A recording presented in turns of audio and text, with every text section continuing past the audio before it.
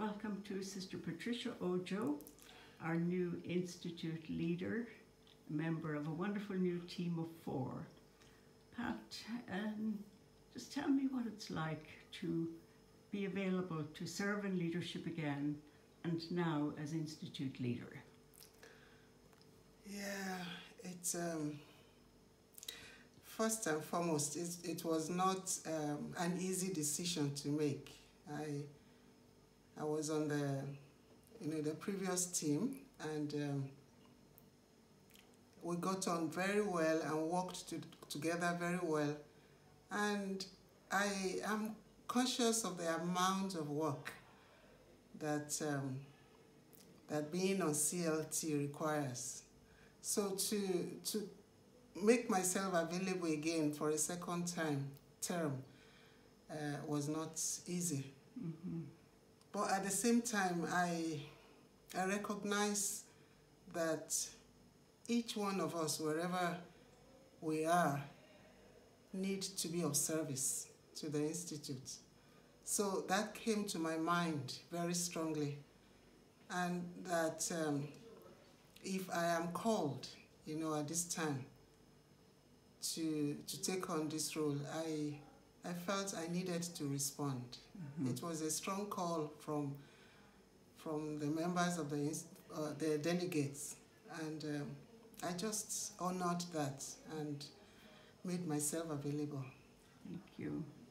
And how exactly is an Institute leadership team chosen or elected? What happens in a chapter that leads to this? Well,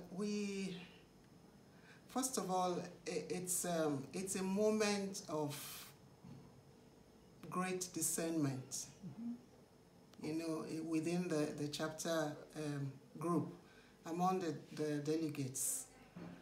And everything is done in such a way that you are attentive to what is going on within the group and within yourself, so that it's not just a haphazard way of electing people, but that you are getting in touch with what you are feeling, what you think the Spirit of God is saying to you, and you try to respond, within that consciousness of God calling you.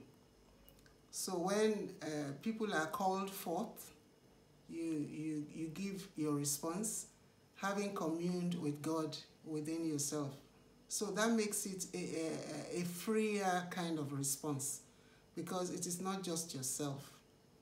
You are responding to a calling that is coming from deep within. And it is in that setting, that contemplative setting, that one tries to respond. So for me to take on the role of the Institute leader, I felt the call very strongly from the sisters, and I felt, privileged and honored to be called. And so it was in that spirit that I responded. Mm-hmm. The chapter elected 2 Ghanaians to the leadership team and also an Irish sister. And when you think about the configuration or the gifts of these women and your work as team, what's going through your heart and mind? Well, being team has been the way we have been in the Institute over the years. And being team, it's so beneficial because you are tapping from the gifts of each person. And then we bring all this together to make a whole, and we respond in that wholeness, to the Institute. So 2 Ghanaians on the team and 1 Irish and myself a Nigerian, I think it represents very much our diversity within the Institute. And it's a richness in itself. And being team, I think, is a gift, you know, for us as members of the team and to the Institute. And we are hoping that we continue to work, you know, as team and work together, you know, to carry forward the mandate, the direction from the chapter. And we want to work alongside all the sisters in the Institute. And in that way also, we are working as team together, ourselves and the rest of the Institute. We have a chapter every 6 years. What's the significance of the outcomes of this chapter or the document of the chapter? Where are we going? Like, what's emerging for the future? Well, what has emerged for us from this chapter is Sint Unum. Sint Unum is nothing new for us in the Institute, but the call we are getting this time, it's more embracing. It's all embracing. We are being called in the Spirit of Centurionum to go into the world, to our ministries, to our associates, to our friends, to share what Saint Unum really is. It is beyond us at this stage. We go deep down within us to, you know,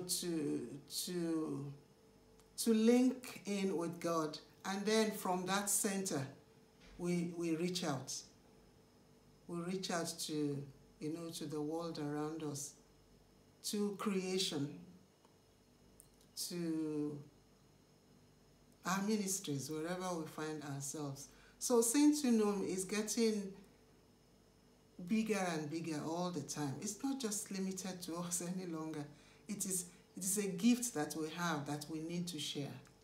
And that's what we have experienced during this chapter, that it is beyond us. We have it, yes, and we live it, but we reach out from that depth of the gift that we have so that we share all that with the rest of the community of life. Thank you.